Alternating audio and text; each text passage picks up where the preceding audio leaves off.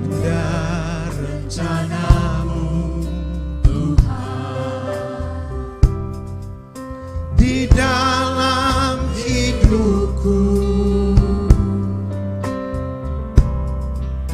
Walau ku tak tahu dan ku tak mengerti semua jalanmu.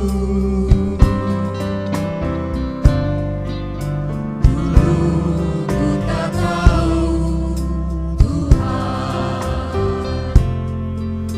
berat ku rasakan,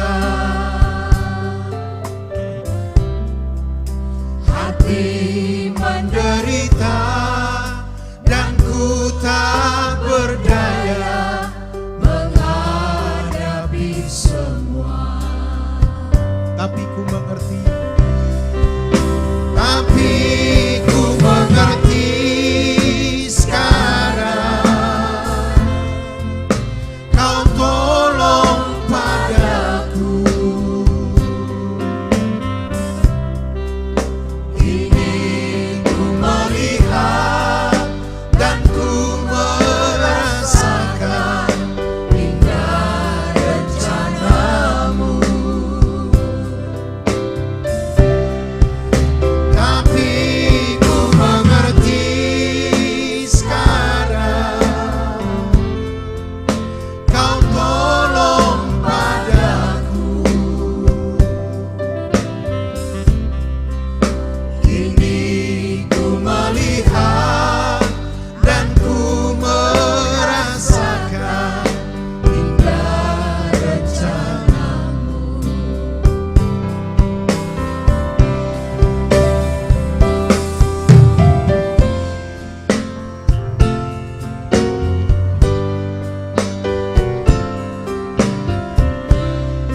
Indah rencanamu Tuhan, indah rencanamu Tuhan di dalam hidupku. Walau ku tak tahu dan ku tak mengerti semua jalanmu. Dulu ku tak tahu Tuhan, berat ku rasakan, hati menderita,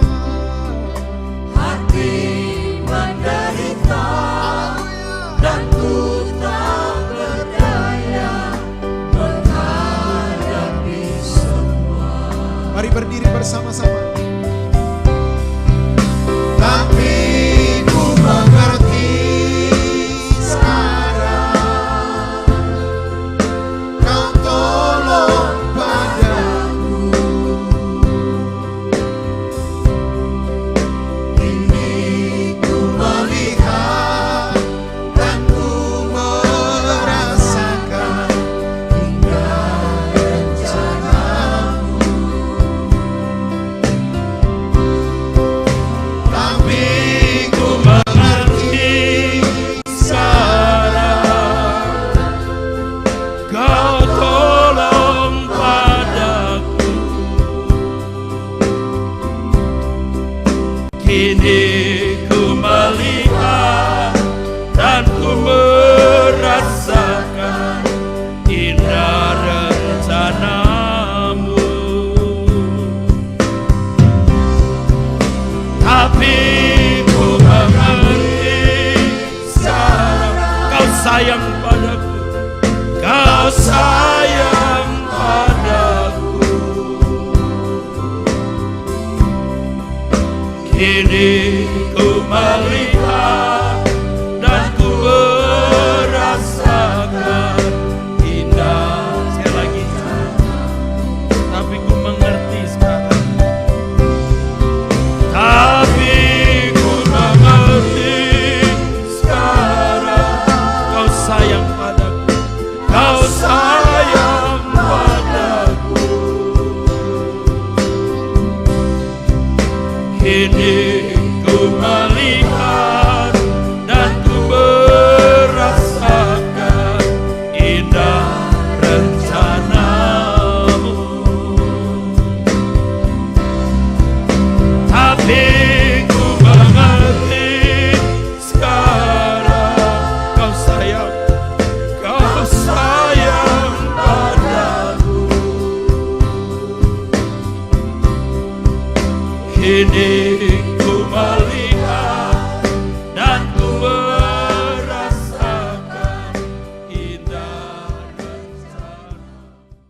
Bapak Ibu, dalam Roma pasal 10 ayat 10 tertulis, karena dengan hati orang percaya dan dibenarkan, dan dengan mulut orang mengaku diselamatkan. Ayat ini telah kita bahas bagian pertamanya pada pertemuan yang lalu. Sekarang kita melanjutkan untuk bagian kedua. Karena dengan hati orang percaya, dengan mulut orang mengaku, maksud saya dengan hati orang percaya dan dibenarkan, dengan mulut orang mengaku dan diselamatkan. Ada dua kalimat. Karena dengan hati orang percaya dan dibenarkan, dengan mulut orang mengaku dan diselamatkan. Ada penghubung dari dua kalimat itu, saudaraku. Teks aslinya tidak ada kata dan kebanyakan seperti ini, saudara. Kata sambungnya ini de, yang berarti selain dan juga bisa berarti juga, berarti bahkan, juga bisa berarti tetapi. Lihat bagaimana konteks kalimatnya. Maksud kalimat dalam Roma 10 ayat 10 dengan kata penghubung tersebut, bahwa orang percaya tidak cukup hanya percaya dalam hati, tetapi juga memiliki pengakuan, harus memiliki pengakuan, harus mengaku, homologeo, yang memiliki pengertian to declare, memberi pernyataan secara terbuka di depan umum. Kata homologeo juga digunakan di Injil Matius pasal 7 ayat 21 sampai 23 ketika Tuhan Yesus mengatakan, pada hari itu aku akan berterus terang, aku tidak mengenal kamu. Kata berterus terang itu juga homologeo, yang memiliki pengertian to declare, artinya menyatakan secara terbuka di depan publik, secara umum. Bapak, Ibu, saudara-saudaraku, kalau hari ini kita menyatakan secara terbuka di depan umum bahwa kita adalah orang Kristen yang percaya kepada Tuhan Yesus, pernyataan tersebut tidak memiliki resiko dan tidak memiliki konsekuensi sama sekali. Khususnya kita yang tinggal di Indonesia, di mana semua warganya memiliki kebebasan untuk memeluk suatu agama. Berbeda dengan keadaan orang-orang Kristen pada abad pertama, khususnya di kota Roma pada zaman itu. Pernyataan bahwa mereka mempercayai Yesus sebagai Tuhan, kurios, dianggap sama dengan menyatakan perang. Itu menyatakan permusuhan melawan kekaisaran Romawi. Sebab kalau orang Kristen mengaku Yesus sebagai kurios, itu bentuk penolakan terhadap kaisar yang diakui sebagai anak atau keturunan dewa, yang harus dihormati bak dewa itu sendiri. Itulah sebabnya pada zaman itu ada semacam ritual atau seremonial untuk menyembah kaisar. Orang-orang Kristen yang setia kepada Tuhan Yesus menolaknya dengan tegas, dan mereka memilih mengalami penganiayaan sampai pada hukuman mati. Ini satu hal yang sungguh-sungguh menakjubkan. Orang-orang Kristen Roma dengan berani menyatakan bahwa Yesus adalah Tuhan. Dan Yesus akan datang kembali membangun kerajaannya. Dan pengakuan itu, saudaraku, membuat mereka harus kehilangan segala sesuatu. Dari harta, keluarga, bahkan nyawa mereka sendiri. Pengakuan dengan mulut bahwa Yesus adalah Tuhan benar-benar membuat hidup mereka terancam dan tidak nyaman. Mereka selalu ada dalam ketegangan tinggi sebab Kaisar Roma bermaksud menghapus nama Yesus dan ajarannya dari muka bumi. Orang percaya yang setia harus melepaskan atau kehilangan hidup demi percayanya kepada Tuhan Yesus. Dan ada sepotong cerita tentang Kaisar Nero yang berkata, suatu hari nanti nama Yesus akan terhapus dari muka bumi dan nama Nero akan berkibar. Tapi hari ini kita melihat nama Nero menjadi nama anjing. Nero. Dan nama Yesus yang berkibar. Percaya dalam hati kepada Yesus tidak bisa tidak, harus dideklar, harus dinyatakan secara terbuka. Hal ini sudah merupakan paket percaya dengan hati dan dengan mulut mengaku. Ini paket. Itulah sebabnya di dalam Lukas pasal 12 ayat 8 sampai 9 Tuhan Yesus berkata, aku berkata kepadamu, setiap orang yang mengakui aku di depan manusia, anak manusia juga akan mengakui dia di depan malaikat-malaikat Allah. Tetapi barang siapa menyangkal aku di depan manusia, ia akan disangkal di depan malaikat-malaikat Allah. Saudaraku, dari perkataan ini jelas bahwa pengakuan depan umum mengenai iman kita adalah satu hal yang mutlak. Contoh dari sosok yang mengaku Yesus berasal dari Allah, tentu dengan analisa dan tidak sembarangan. Nikodemus. Tetapi dia tidak berani mengakui depan umum. Maka Tuhan mengatakan, bagaimana kamu bisa percaya, kamu yang masih mencari hormat. Nah, bagaimana dengan kehidupan orang Kristen hari ini? Karena merasa sudah menyatakan secara terbuka bahwa diri mereka adalah orang Kristen dengan mengaku dari mulut atau bibir, maka sudah merasa memiliki iman yang benar. Benarkah ini, saudaraku? Ada beberapa catatan penting sehubungan dengan Roma 10 ayat 10 ini, saudaraku.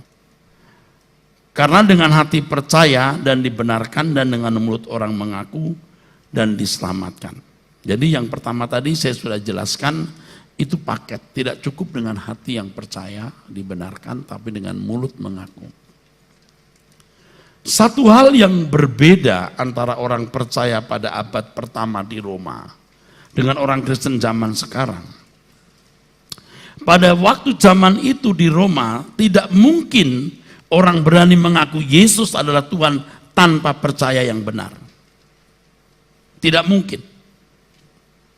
Orang yang berani mengaku Yesus adalah Tuhan, itu sudah memiliki percaya yang benar. Kalau dia tidak memiliki percaya yang benar, dia tidak akan mengaku Yesus di depan umum. Karena resiko dan konsekuensinya terlalu besar. Jadi kalau zaman itu orang mengaku Yesus adalah kurios atau Tuhan dan menyatakan diri pengikut Yesus, pasti dia sudah punya percaya yang benar. Hampir dipastikan. Dan logikanya pasti sih. Ini berbeda dengan orang hari ini yang dengan mulut mengaku Yesus Tuhan, belum tentu hatinya memiliki percaya yang benar. Nah, ini yang mesti dipahami oleh orang Kristen. Ini yang saudara harus tahu. Kalau zaman itu orang mengaku Yesus adalah Tuhan, pasti hatinya sudah percaya. Dan dia sudah mempertaruhkan hidup dengan segala harga yang harus dibayar demi pengakuan mulutnya itu. Tetapi kalau orang sekarang dengan mulut mengaku Yesus adalah Tuhan, mengaku sebagai pengikut Kristus di sebuah negara di mana setiap warga negaranya memiliki kebebasan memeluk agama, belum tentu hatinya percaya. Inilah gunanya saudara ikut pendalaman Alkitab. Supaya saudara bisa mengerti kebenaran. Percaya seseorang terhadap Tuhan itu penting. Nah, kalau zaman dulu orang mengaku dengan mulut Yesus adalah Tuhan, mengaku dirinya pengikut Kristus, hatinya pasti percaya. Dan orang seperti ini pasti dibenarkan. Percaya seseorang terhadap Tuhan harus sampai pada pembenaran. Ini berarti percayanya harus benar. Nah, percaya yang dimiliki orang Kristen sampai dirinya dibenarkan, pastilah percaya yang benar. Itulah percaya yang mengerjakan perubahan dalam kehidupan seseorang. Ingat, percaya itu ergon. Percaya itu ergon. Nah, ini yang saya sudah jelaskan di pertemuan yang lalu.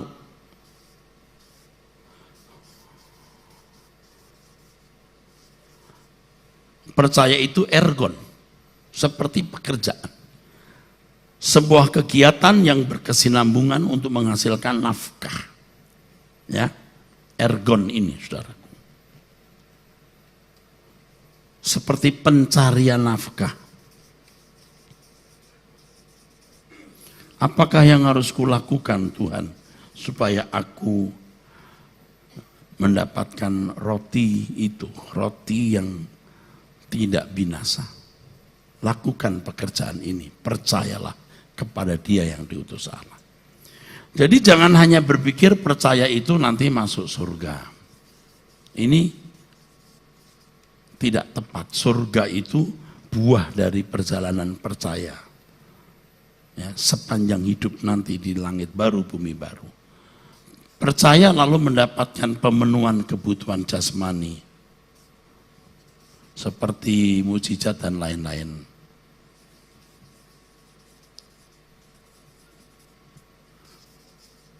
Tetapi percaya yang benar itu, di mana seseorang makan tubuh Yesus dan minum darahnya, ini menjadi anak Allah. Menjadi anak Allah bukan hanya statusnya, tapi keberadaannya. Keberadaannya. Berkodrat ilahi, mengambil bagian dalam kekudusan Allah. Menemukan kemuliaan Allah yang hilang. Itu hasilnya. Jadi kalau orang yang beriman dengan benar itu makin hari makin seperti Yesus. Jadi kalau orang tidak semakin hari semakin seperti Yesus, dia tidak percaya. Seperti anak sekolah. Mengaku sekolah pakai seragam. Tapi tidak tambah pinter. Oh, pasti nggak sekolah kamu. Kalaupun kamu ke sekolah, kamu nggak belajar kamu. Dan dia tidak berhak naik kelas.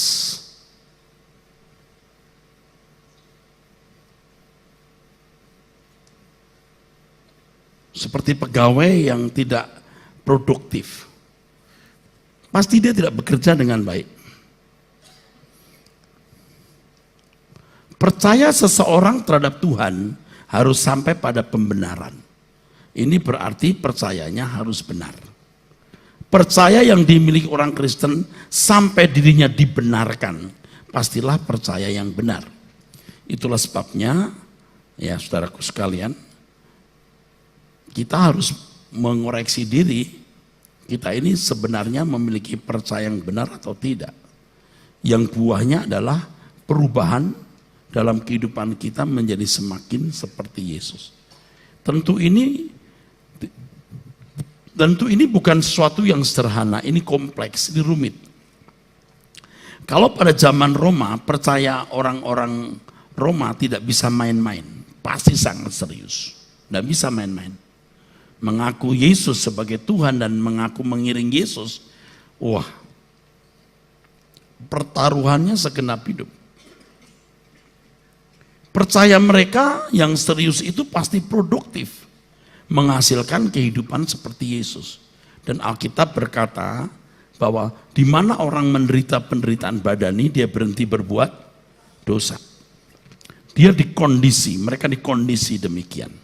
Tetapi orang Kristen sekarang bisa hanya sebatas mulut, Tidak heran percayanya tidak produktif, mengubah hidupnya. Dari hal ini kita bisa tahu jarang ada orang Kristen seperti Yesus. Termasuk saya ini kan terlambat, saudara. Mau menjadi seperti Yesus, berat perjuangannya. Karena irama hidup saya bertahun-tahun sudah keliru. Terlambat bukan berarti tidak sama sekali. Kita masih punya kesempatan membenahi diri. Jadi berbicara mengenai hati percaya, siapa yang bisa tahu? Tentu Tuhan sendiri. Hal ini sama dengan siapa yang tahu kalau seseorang sudah menjadi semakin seperti Yesus? Hasil produktivitas percaya seseorang itu tentu hanya Tuhan juga. Itulah sebabnya berbicara mengenai pembenaran, hanya Tuhan yang tahu. Dan Tuhan juga yang membenarkan, bukan pendeta, bukan gereja. Nah, selama ini kan kita serba teori. Percaya dibenarkan. Percayanya macam apa? Oh, dia sudah mengaku Yesus Tuhan. Nah, kalau di zaman Roma dia tidak bisa mengaku Yesus Tuhan tanpa percaya yang sungguh-sungguh. Beda dengan manusia Kristen hari ini.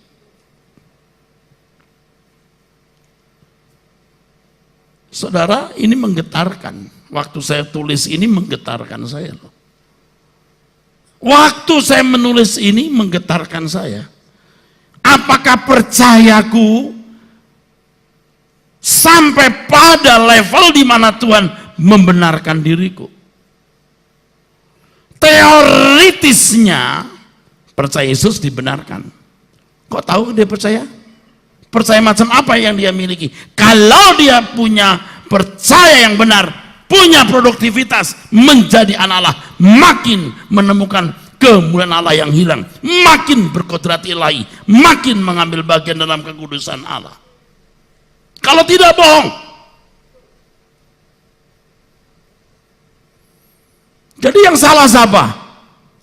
Gereja dan pengajarnya.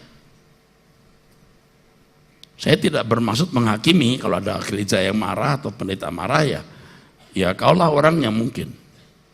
Kita jujur mengakui bahwa saya sendiri juga bertahun-tahun tidak memahami kebenaran setegas ini dan sedetail ini. Bicara mengenai pembenaran, hanya Tuhan yang tahu seseorang yang layak atau pantas menerima pembenaran. Nah, di sini kan saya sudah pernah menjelaskan dan saya mengulangi dan akan saya ulangi. Pembenaran secara pasif. Ini hasil pengorbanan Yesus di kayu salib. Secara otomatis terjadi atau berlaku bagi orang percaya yang menerima karya salib Tuhan. Itu baru pembenaran pasif. Tapi surga bukan hanya dihuni orang-orang yang dianggap benar. Tapi surga dihuni orang-orang yang benar-benar benar.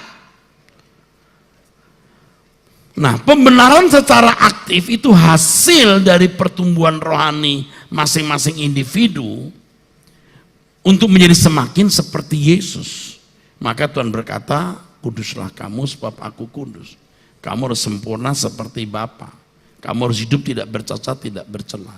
Kalau kamu bercacat, kamu bercela, ya kamu tidak layak bagi Allah. Dan siapa yang menolak ini, menolak Allah. Oleh sebab itu hanya Tuhan yang bisa menyatakan apakah seorang layak dibenarkan atau tidak. Yang menjadi masalah adalah kalau orang sudah dibenarkan secara pasif, itu dianggapnya sudah utuh pembenarannya. Ini yang salah. Sama dengan pengudusan secara pasif dan pengudusan secara aktif. Pengudusan secara pasif itu mengubah status, mengubah penempatan. Dengan darah Yesus engkau dinyatakan tidak bersalah, tapi keadaanmu masih bersalah. Engkau ditempatkan Tuhan, ditempatkan Tuhan Yesus menjadi orang-orang yang bisa bersekutu dengan Allah secara langsung. Karenanya Roh Kudus dimeteraikan. Tetapi Roh Kudus dimeteraikan supaya kamu jadi murid. Murid itu belajar, ergon lagi nih, percaya itu yang menghasilkan buah hidup makin seperti Yesus. Oleh sebab itu hanya Tuhan yang bisa menyatakan apakah seorang layak dibenarkan atau tidak. Nah, pengudusan secara aktif itu harus berlangsung. Bukan dengan darah Yesus, dengan firman. Maka firman itu menguduskan. Kebenaran itu memerdekakan. Injil itu menyelamatkan, merubah mindset. Nah, orang itu belajar nggak?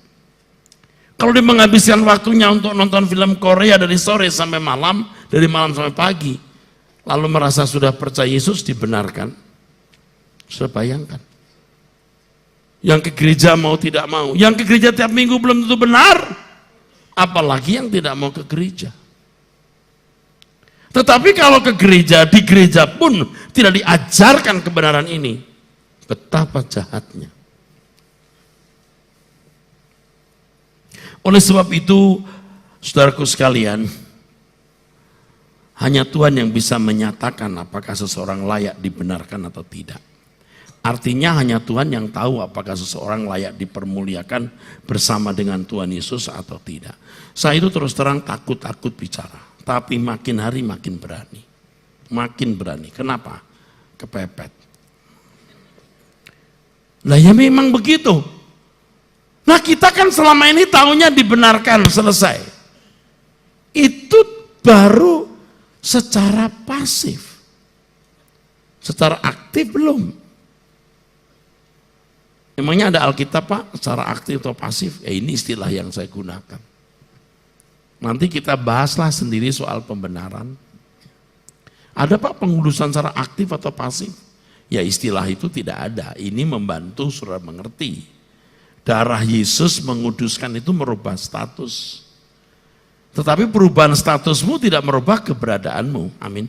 Maka harus jadi murid. Di situ firman menguduskan. Firmanmu adalah kebenaran yang menguduskan. Injil yang menyelamatkan. Roh Kudus yang menuntun kepada segala kebenaran.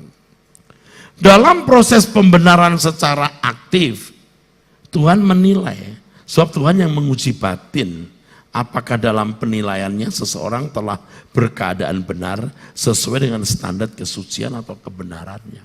Makanya kita berjuang terus. Sudah benar belum Tuhan? Belum, oke bertumbuh. Pak kalau di tengah proses mati masuk surga? Enggak masuk. Yang proses. Yang betul-betul mengalami proses. Tapi Pak kalau misalnya keadaannya masih jauh, ya dia menjadi anggota masyarakat. Ini kan bicara soal dimuliakan bersama Yesus. Tidak semua orang Kristen dimuliakan bersama dengan Tuhan Yesus. Inilah yang membuat orang tidak suka. Itu Erasus itu ngarang-ngarang. Mosok ada masyarakat, ada pejabat. Gila hormat kali dia tuh. Jadi sekarang sudah saya mendingan gak debat. Saya diem, saya ngomong. Diem sama dia tapi ngomong di luar. Ngomong begini nih terus. Tapi untuk debat saya nggak mau. Percuma. Itu baru satu item loh, belum item yang lain. Saudara ngerti saya ngomong apa ini? Jadi pembenaran secara pasif itu belum utuh. Jangan terus sudah kipas-kipas, sudah diselamatkan. Sudah dianggap benar. Walau berkeadaan tidak benar. Tidak boleh. Kamu dibenarkan walau kamu belum. Bukan tidak, belum. Di situ ada panggilan untuk bertumbuh. Saudara tahu, hidup kita singkat. Banyak orang tidak mengerti. Kalau dibiarkan terus binasa mereka. Atau paling tidak mencapai maksud keselamatan itu diadakan. Nah apa kita nggak ikut gelisah ini saudara? Kalau sebagai hamba Tuhan Yesus Kristus saya gelisah. Saya mengajak siapa yang mau berjuang. Kalau nggak mau ya sudah. Saya sering bertanya kepada Bapak di surga. Pertanyaan yang kedengarannya konyol. Apa yang harus kulakukan ya Bapa dalam pelayanan ini? Loh, udah tahu kan Pak ke gereja dan lain-lain? Enggak, bukan itu, ketepatan. Apa yang harus kulakukan ya Bapa dalam pelayanan ini? Seandainya Tuhan Yesus hidup pada zaman sekarang, apa yang dilakukan? Bangun gereja? Memperbesar gedung? Ngomongin duit terus? Sama sekali enggak. Jadi saya semakin tegas berkata orang yang tidak mengajarkan apa yang diajarkan oleh Tuhan Yesus, dia bukan hamba Tuhan Yesus.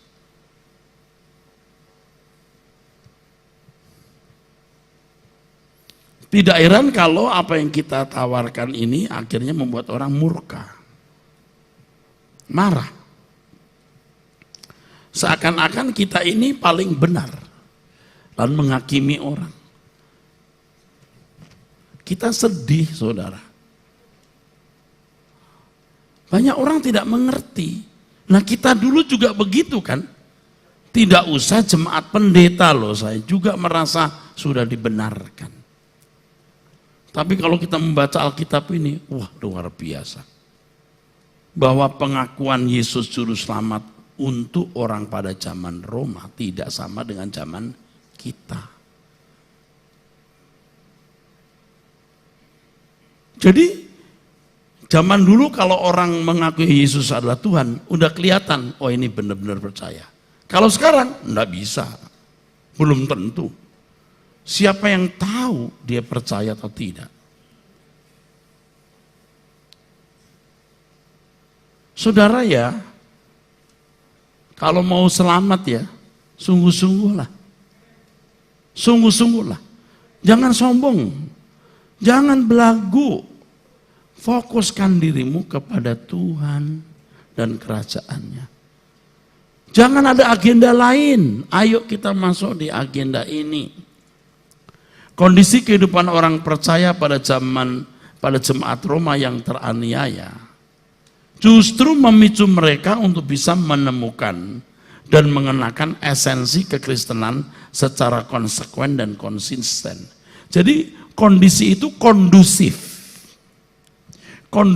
untuk membentuk manusia Kristen yang sejati. Jadi kalau di dalam kitab Wahyu dikatakan selama 3,5 tahun ya ada perempuan yang dipelihara di padang gurun, tahu?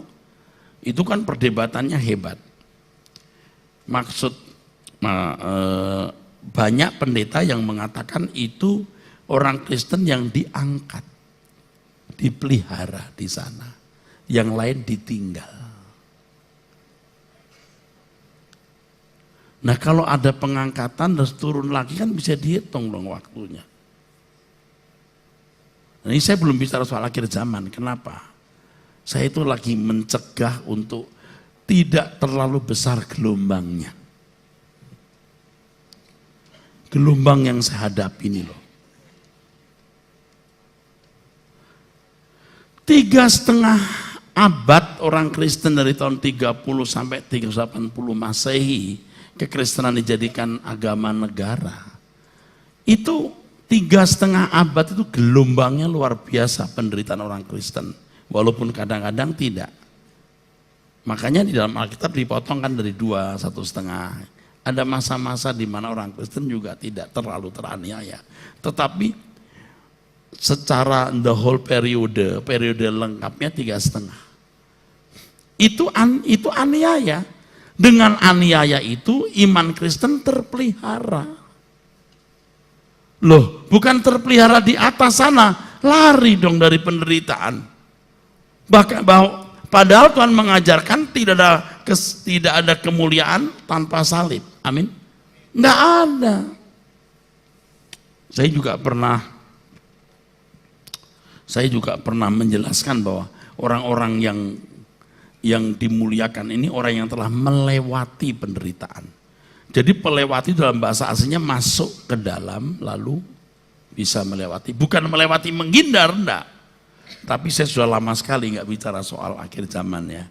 Ya, tapi nanti sudah saatnya saya akan bicara. Sekarang jangan dulu.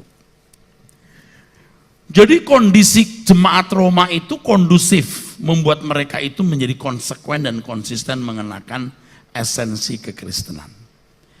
Memang penderitaan mereka sangat berat, tetapi berkat yang diperoleh akibat aniaya tersebut sangat luar biasa. Mereka terkondisi untuk menjadi benar-benar militan, menjadi orang-orang yang meneladani kehidupan guru dan Tuhan mereka, yaitu yang mulia Tuhan Yesus Kristus. Pertanyaannya, bagaimana dengan kita hari ini? Tentu saja mestinya sama. Percaya seseorang harus menjadi mesin iman dalam diri seseorang yang membawa diri orang itu kepada maksud keselamatan diberikan, yaitu dikembalikannya manusia ke rancangan semula. Rancangan semula ini menjadi anak Allah. Mesin imannya mesti hidup. Kalau zaman itu mesin imannya itu dipaksa jalan. Kalau tidak, nggak bisa. Tetapi zaman sekarang mengaku Yesus Tuhan nggak masalah. Tanpa percaya yang benar, mesin imannya mati. Nangkep saya ngomong? Tetapi zaman dulu, kalau hati percaya, pasti mulut mengaku. Itu mesin imannya pasti jalan. Sebenarnya mulut mengaku bukan sesuatu yang sulit. Tetapi pada zaman ketika surat Roma ditulis, akibat pengakuan itu sangat berat. Keberanian menyatakan Yesus adalah Tuhan dengan mulut membuat mereka diselamatkan. Nah, tentu pengertian diselamatkan di sini ya sesuai maksud tujuan keselamatan diberikan, yaitu apa? Ya, menjadi serupa dengan Tuhan Yesus, menjadi segambar serupa dengan Allah, dikembalikan ke rancangan semula. Tentu saja orang-orang seperti ini pasti masuk surga. Dalam hal ini kita memperoleh pelajaran bahwa pengakuan percaya dengan mulut haruslah mewakili hati percaya. Haruslah. Kondisi waktu itu memaksa pengakuan dengan mulut pasti hati percaya. Saudara mengerti yang saya ngomong ini?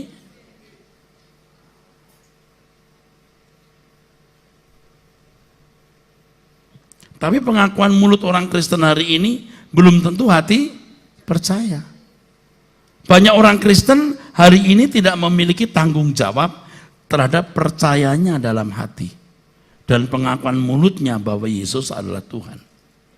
Tanggung jawab di sini adalah bagaimana menerjemahkan percaya dan pengakuannya tersebut sehingga hidupnya memancarkan kesaksian. Jadi sebenarnya ada satu aspek yang kita tidak bisa bantah, bahwa Tuhan memang membuat gara-gara. Tuhan memang mengizinkan penderitaan itu.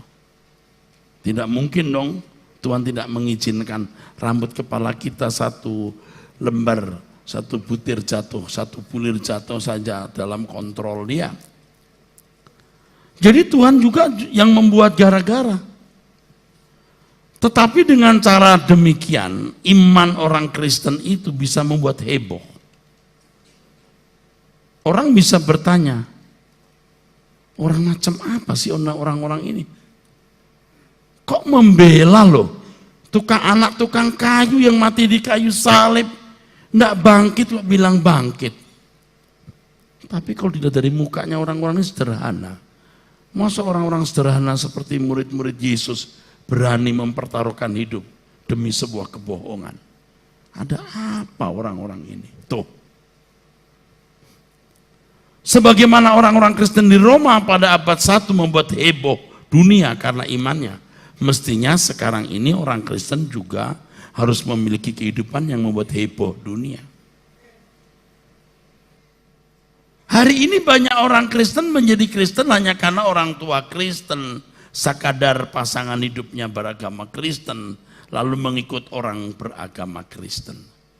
Kekristenan seperti ini adalah kekristenan yang hanya kulit atau kemasan saja.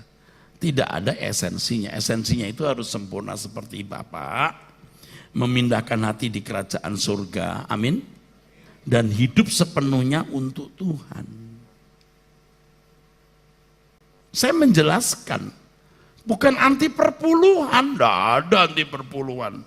Loh, saya butuh duit sebanyak-banyaknya untuk pelayanan kok. Kalau perpuluhan masih kurang dong. Segenapi uangmu. Tapi tanya Tuhan berapa yang harus dipersembahkan. Nah, kalau ada angka 1/10, belajarlah memberi 10% dari hasilmu. Belajar. Tapi yang 90 juga milik Tuhan loh. Wah, segenap hidup kita milik Tuhan itu mah udah jelas tahu Pak. Tapi perpuluhan. Saya kasih tahu ya, di Alkitab itu perpuluhan untuk Lewi, Bait Allah, pesta pondok daun, untuk orang asing, untuk janda yatim piatu. Kan 5. Untuk imam itu hanya 1, tapi kita kan imam nih Pak, para pendeta. Kata Alkitab semua kita imamat-imamat loh. Itu Abraham aja memberi persepuluhan. Abraham itu memberi 1/10 dari hasil jarahan. Hasil jarahan. 10% untuk Raja Salem Melkisedek, yang 90% untuk Raja Sodom. Loh kok you lihat 10-nya enggak 90-nya? Kalau saudara kasih persembahan persepuluhan, kalau itu bentuk uang, kata Alkitab harus ditambah 20%. Jadi mestinya 12%. 20% dari nilai barang yang diuangkan. Loh, saya ngomongnya kan apa adanya. Alkitab ngomong begitu. Beta kasih tahu begitu. Nah kalau ada angka 10%, ya boleh dipakai lah, nggak apa-apa. Saya nggak anti perpuluhan. Tapi ini sekarang gereja-gereja jadi income-nya menurun karena khotbah Bapak. Enggak, karena sedang resesi. Atau kepercayaan jemaat mulai kurang. Ya tapi kan apa kita itu cari uang di gereja? Kan semua harus dipersembahkan untuk kepentingan Tuhan.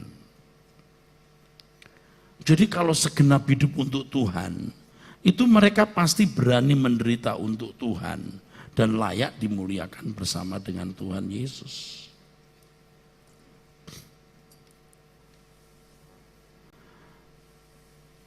Orang Kristen harus membuat keselamatan dalam Yesus Kristus diperdengarkan atau diwartakan. Selama ini dalam banyak pelayanan gereja sebenarnya bukan Injil murni yang diperdengarkan atau diwartakan, tapi Injil palsu. Atau sebuah kampanye untuk membuat orang menjadi orang beragama Kristen guna memenuhi gereja. Ini kampanye untuk membuat orang jadi beragama Kristen, bukan mewartakan Injil yang benar. Istilah menuai jiwa sudah tidak lagi sama maksudnya dengan ajaran Injil yang murni. Injil yang murni membuat manusia meninggalkan dunia. Tapi Injil yang palsu malah sebaliknya memarkir manusia di dunia dengan janji berkat-berkat jasmani. Orang-orang Kristen yang menerima Injil yang telah merosot nilainya itu atau Injil palsu tidak mungkin memiliki iman yang benar. Dan kalau tidak memiliki iman yang benar, tidak mungkin dia dibenarkan. Loh, orang Kristen pertama kehilangan segala-galanya demi imannya, baru itu percaya yang benar. Dan dia dibenarkan, amin. Nah kalau Injil yang palsu cuma membawa orang jadi anggota gereja, bro, masalahmu apa? Kita doakan, tokomu jadi laris. Bukan nggak boleh ngomong begitu. Ajarkan dulu Injil yang murni. Tuhan akan memberi kesempatan kepada orang-orang Kristen yang memiliki percaya yang benar ini, untuk dapat menyatakan Injil keselamatan yang benar melalui kehidupan setiap hari dimanapun mereka berada. Banyak peristiwa yang dirancang Tuhan untuk itu. Kalau pada zaman abad pertama di Roma melalui aniaya, tapi zaman kita melalui berbagai peristiwa yang intinya iman orang Kristen biar kelihatan. Kalau pada zaman dulu musuh orang Kristen itu kekaisaran Roma. Tapi orang Kristen sekarang musuhnya materialisme. Lawan tuh materialisme. Baru kelihatan imanmu. Amin gak saudara? Nah kalau saudara saya ajar, ayo ke langit baru, tinggalkan dunia. Orang bilang konyol. Inilah cara kita melawan musuh. Kalau dulu melawan kekaisaran Roma.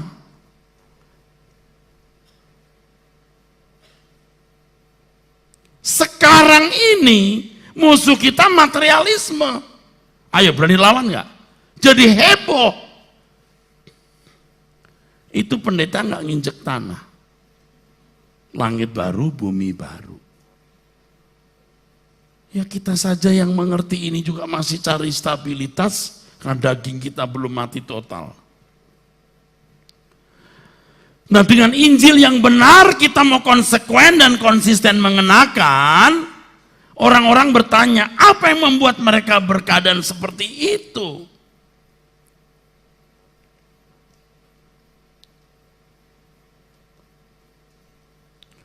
Nah dengan kehidupan kita yang berbeda dengan lingkungan kita, orang mempertanyakan, kamu kenapa jadi begini? Kenapa kamu jadi begini setelah ikut Rehoboth? Kamu ngerti nggak itu pendetanya sesat?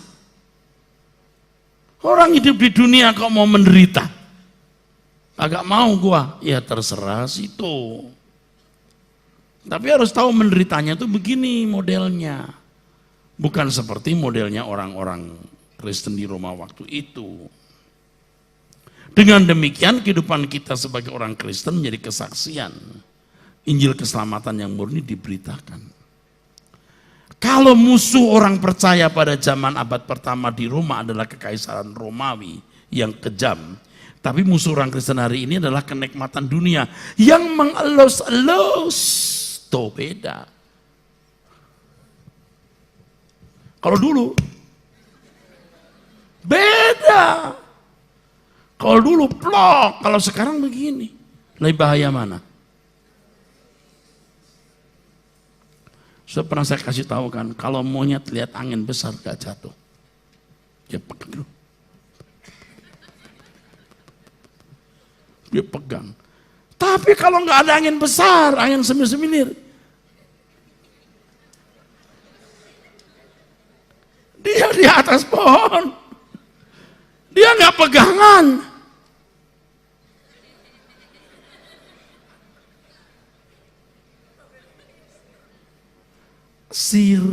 Sir angin.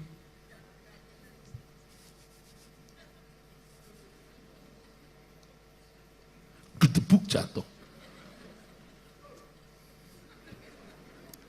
Banyak orang Kristen telah ditaklukkan oleh musuh ini dan menjadi tawanannya.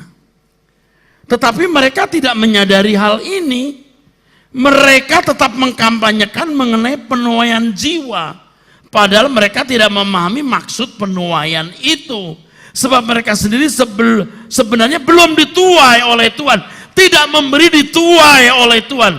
Kalau memberi dituai, satu, kita belajar hidup tidak bercela. Ya kita semua belum sempurna. Dua, hatinya tertaruh di surga. Udah gak tertarik jadi pemimpin terhormat. Nggak tertarik dengan barang bagus. Ya kita perlu barang bagus untuk mendukung pelayanan. Tapi bukan untuk supaya kita nyaman. Hanya orang Kristen yang telah dituai oleh Tuhan yang bisa menjadi sarana Tuhan menuai orang lain dalam pemberitaan Injil yang murni.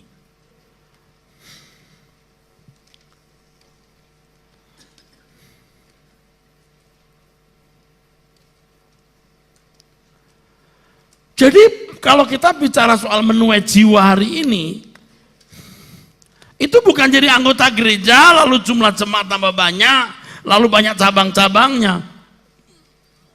Bukan itu intinya. Nah itu salah satu simptom gejala bisa. Tapi orang-orangnya tidak cinta dunia, hidup berkenan di hadapan Bapa, mengikut teladan Yesus. dan memberikan segenap hidup tanpa batas. Nanti lama-lama ada kampanye, yuk ke gereja situ, 10% kan, kalau kita bisa 8%.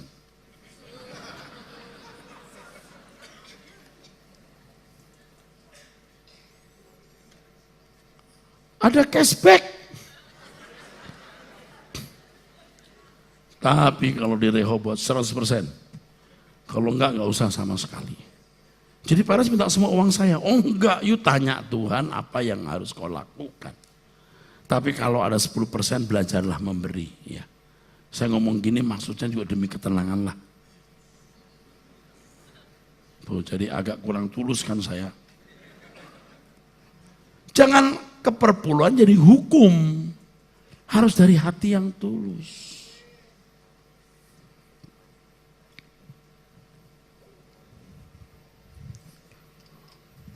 Saudara mengerti maksud saya enggak?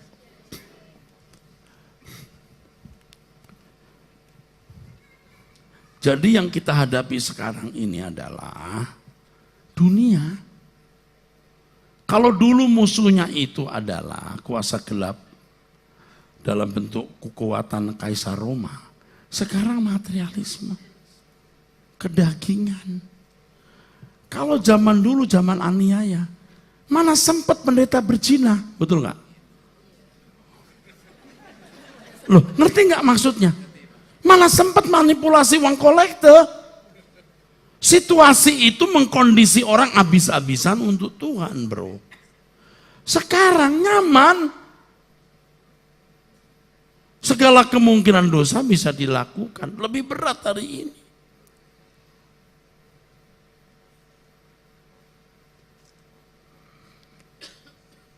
Jadi saya harap kita itu sekarang siuman. Saya ini kan juga lagi recovery, artinya orang sakit itu baru mau sembuh. Belum sembuh total, baru mau sembuh. Makanya waktu tadi nyanyi yang lagu terakhir, itu sering saya pecah hati. Saya tuh kalau nggak dikasih, nggak disayang Tuhan, saya sudah kata orang Tionghoa, itu mati.